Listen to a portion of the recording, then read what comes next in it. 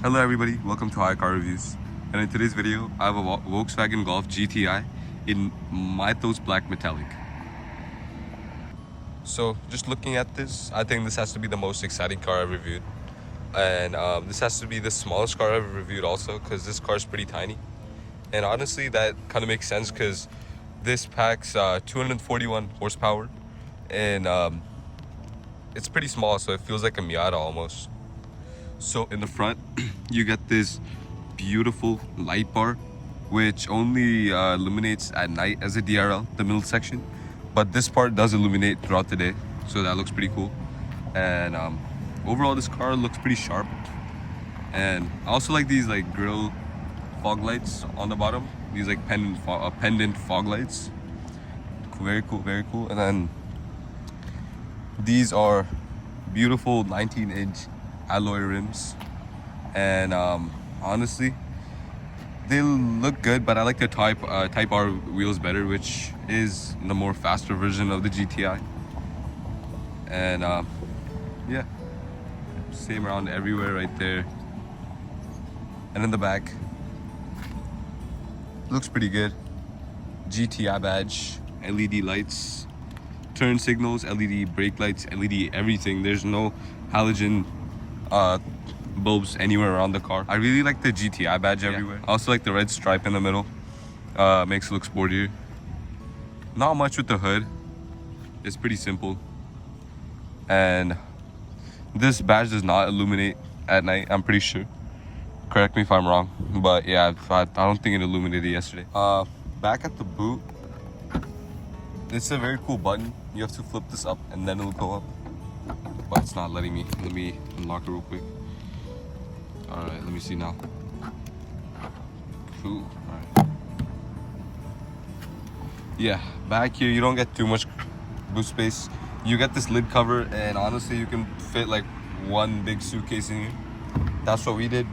We fit one big suitcase and one tiny suitcase, and all the luggage goes in the back seat right there, most of it. All right, let's get inside. This is the SE trim, I'm pretty sure. So it's the second down from the Autobahn. So first of all, you get this pretty good Harman Kardon sound system. It was I'd say about average, or it's pretty good, yeah. And you get this really cool looking digital gauge cluster and this infotainment system, which shows you the time when it's kind of nobody's inside, or if it's not turned on. And you get this beautiful leather covered steering. Wow, look at this, so like sporty. And let me turn it on real quick. Oh yeah, okay. So when I turn it on, the seat adjusts for me. Let me turn this down real quick. So one really bad thing is there's no physical buttons, so it's so like, I think this is my least favorite thing about the car, is like I can't do anything, you know. I want everything up like in my hand, so having to press like 5 buttons just to turn down the AC or fan or whatever, it's just too much. But I guess if you own this car for a bit, you'll get used to it. And in this you get your climate control, which really sucks, and then you get heated seats, cooled seats, and you get like bunch of different controls. So here you get your car status monitoring and then navigation. You also get auto start stop. And a very cool thing about this car is I've never reviewed a car with ambient light before, and I gotta say this is pretty cool. So you can select any color you want. So I'm just gonna hello. Okay.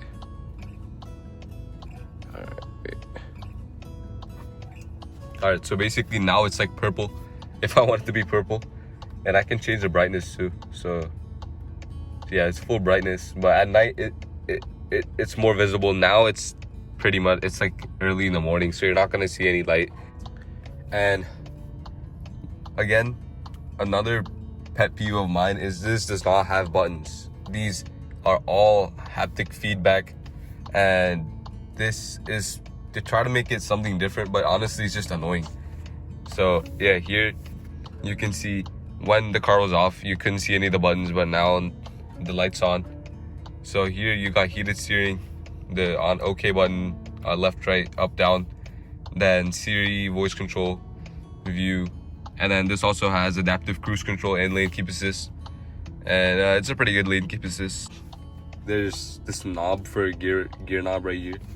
There's no like sports mode for like up, plus or minus, because of course you have the paddle shifters. But yeah, it's pretty good. It took a bit of a time. It took some time to, you know, get used to it.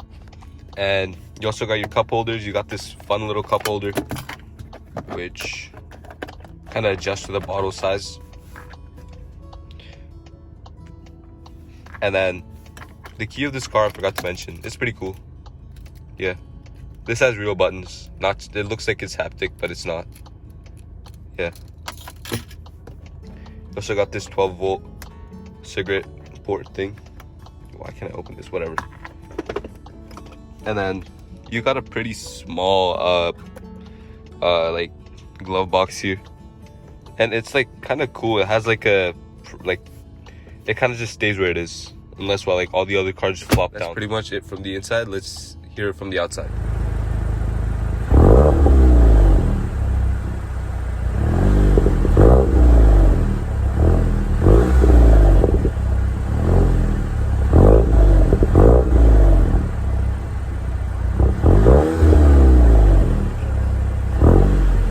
There's a 2-liter TSI Volkswagen 4-cylinder engine, and it's a turbocharged engine basically, and it produces 241 horsepower, which is pretty decent for this car. And yeah, that's pretty much it. Final remarks: I like this car. It's also pretty inexpensive for what it offers. This you can get in around 35,000, I think, if new. And if you want to buy it used, it'll be around 25k, which is absolutely perfect for something like this. And I would definitely like this when I go to college. That's pretty much it for the review. Thanks for watching, and I'll see you in another video. Bye.